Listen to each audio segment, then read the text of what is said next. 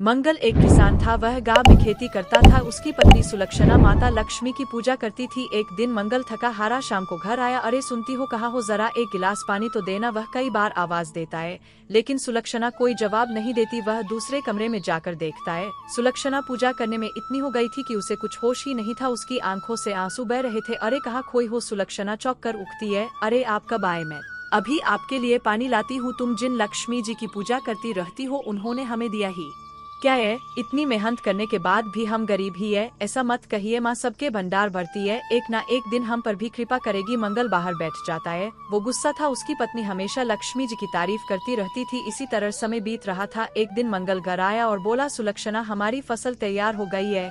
1-2 दिन में फसल काटकर मंडी में बेच आऊंगा। इस बार अच्छी फसल हुई है। लगता है पूरा साल आराम से कट जाएगा। आप मानो या ना मानो, ये सब माँ लक्ष्मी की कृपा के कारण ही हुआ है।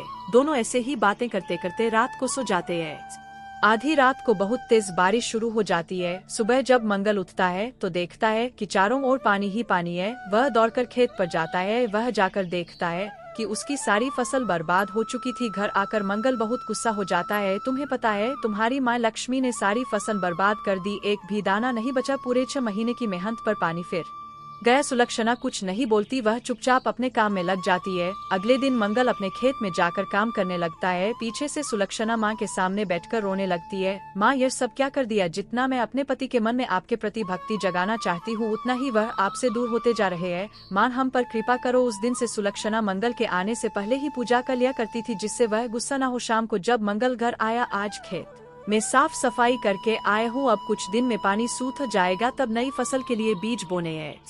साहूकार से कर्ज लेना पड़ेगा। सुलक्षणा कुछ नहीं बोली। उसे पता था कि उसके कुछ बोलते ही लड़ाई शुरू हो जाएगी, क्योंकि मंगल का सारा गुस्सा माता लक्ष्मी जी पर ही निकलने वाला था।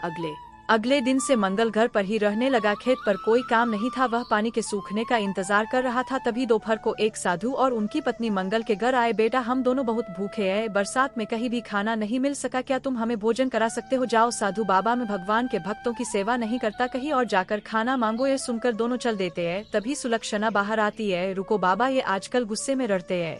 हमारी फसल बरसात में खराब हो गई है। आप बैठो, मैं आपके लिए खाना परोसूं। नहीं बेटी, जब तक कोई हमें प्रेम से खाना नहीं खिलाता हम नहीं खाते। बाबा, मुझे माफ कर दीजिए, मैं अपनी ही उलझन में परेशान था। वैसे भी एक किसान के घर से कोई भूखा जाए, यह नहीं होना चाहिए। आप बैठिए और भोजन ग्रहण कीजिए। दोनों बैठ जाते हैं। कुछ ही देर में सुलक्षणा खाना परोस कर ले आती है। साधु और साध्वी दोनों खाना खाने लगते हैं। बेटा, भगवान पर भरोसा रखना चाहिए, वे सब ठीक कर देंगे। भगवान जो भी करते हैं अच्छे के लिए करते हैं। बाबा, मेरी पूरी फसल खराब हो गई।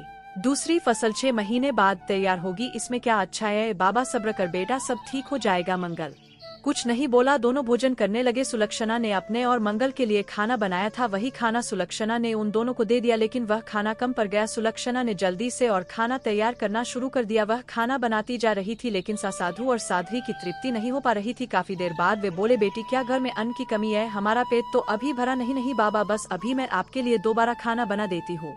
यह कहकर वह दोबारा से ताजा खाना बनाने में जुट गई। मंगल भी यह देखकर हैरान था कि दोनों प्राणी कम से कम 1 महीने तक का भोजन खा चुके हैं और अभी भी भूखे थे। कुछ देर बाद सुलक्षणा खाना लेकर आई। बस बेटा, हमारा पेट भर गया। अब यह तुम दोनों प्रसाद समय कर ग्रहण कर लेना। बाबा, अभी तो आप कह रहे थे कि आप भूखे हैं। बेटा, तुम दोनों का भाव देखकर पेट भर गया। कुछ ही देर में दोनों भगवान विष्णु और माता लक्ष्मी के रूप में प्रकट हो गए। उन्हें देखकर मंगल और सुलक्षणा उनके चरणों में गिर गए। अगर तुम हमें भोजन नहीं कराते तो अपने भाग्य को बिगाड़ लेते। इतने परेशान होते हुए भी तुमने हमें भोजन कराया, तुम पर सदा कृपा बनी रहेगी। यह कहकर दोनों अंतर्ध्यान हो जाते हैं। सुलक्षणा अंदर के कमरे में जाकर देखती है, वहाँ सोने चांदी के ढेर लगे हुए थे। देखी, मेरी माँ की कृपा खुद दर्शन देने चली आई। मंगल की आंखों से आंसू बह रहे थे। वह कुछ बोल नहीं पाया। उस दिन से दोनों पति पत्नी भगवान विष्णु और माता लक्ष्मी जी की भक्ति करने लगे।